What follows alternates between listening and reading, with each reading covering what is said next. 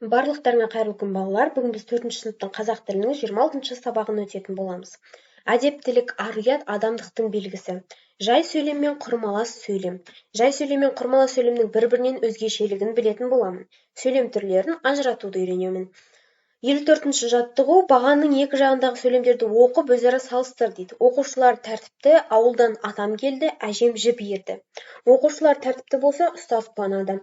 Ауылдан атам келсе, мен қуанамын. Әжем жіп иіріп, одан кеудеше тоқыды.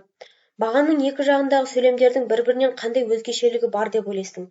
Бағанның екі жағындағы сөйлемдердің әрқайсысында қанша ой берілгенін анықта. Олардың тыныс белгілеріне көңіл бөл. Балалар, бұл жердегі екі бағандағы сөйлемдердің айырмашылығы: бірінші бағандағы сөйлемдерде тек бір ой берілсе, екінші бағандағы сөйлемдерде бізде екі ойды жеткізіп тұр екен балалар. Екі немесе одан да көп жай сөйлемнен құралған сөйлемді құрмалас сөйлем дейміз. Мысалы, Шолпан келіп, мені театрға ертіп кетті. 55-ші жаттығу: Мерей мен Әлидің диалогын оқы. Қазақ жазушысы Ыбырай Алтынсариннің әңгімелерінде құрмалас сөйлем өте көп қолданылған. Оның «Надандық» атты әңгімесінің мәтінінде үш жай сөйлем кездеседі. Қалғандары құрмалас сөйлемдер. Бұдан қандай қорытынды шығаруға болады?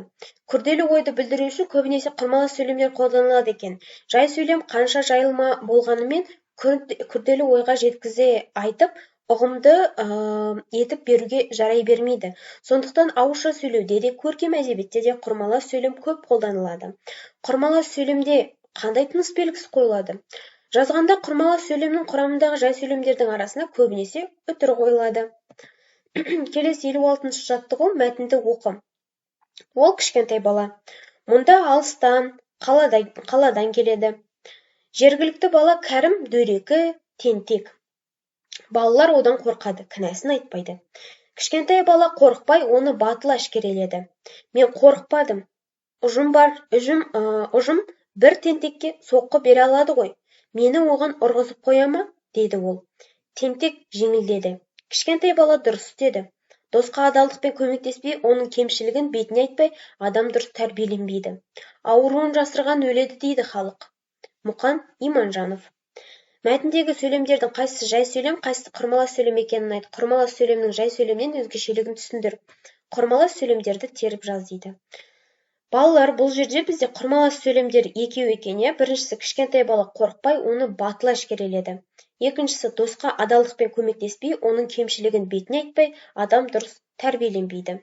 Балалар, бұл жерде осы екі сөйлемнен басқасының барлығы жай сөйлемге жатады екен. Құрмалас сөйлемнің жай сөйлемнен өзгешелігін түсіндір дейді.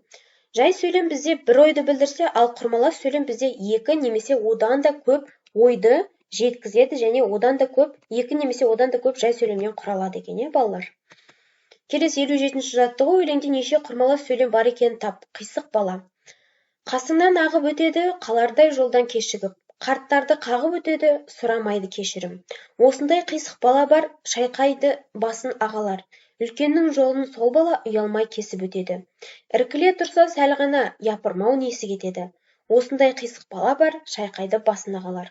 Мұзафар Әлімбай. Балалар, бұл жерде 4 құрмалас сөйлем бар екен. Қасыңнан ағып өтеді, қалардай жолдан кешігіп. Екінші, қарттарды қағып өтеді, сұрамайды кешірім. Осындай қисық бала бар, шайқайды басын ағалар. Төртінші, іркіле тұрса сәл ғана, япырмау несі кетеді. Келесі 58-ші жаттығу: жалғасын тап ойыны. Құрмалас сөйлемнің бірінші жай сөйлемі берілген. Оқушылар келесі бөлігін табады. Ол бүгін ерте келіп, барлық сабақтарын оқып қойды. Лезде аспанды бұлт торлап, нөсер жаңбыр жауып кетті. Жаз ыстық болса, көлге барамыз. Осымен балалар, біздің бүгінгі сабақ аяқталды. Келесі кездескенше сау болыңдар.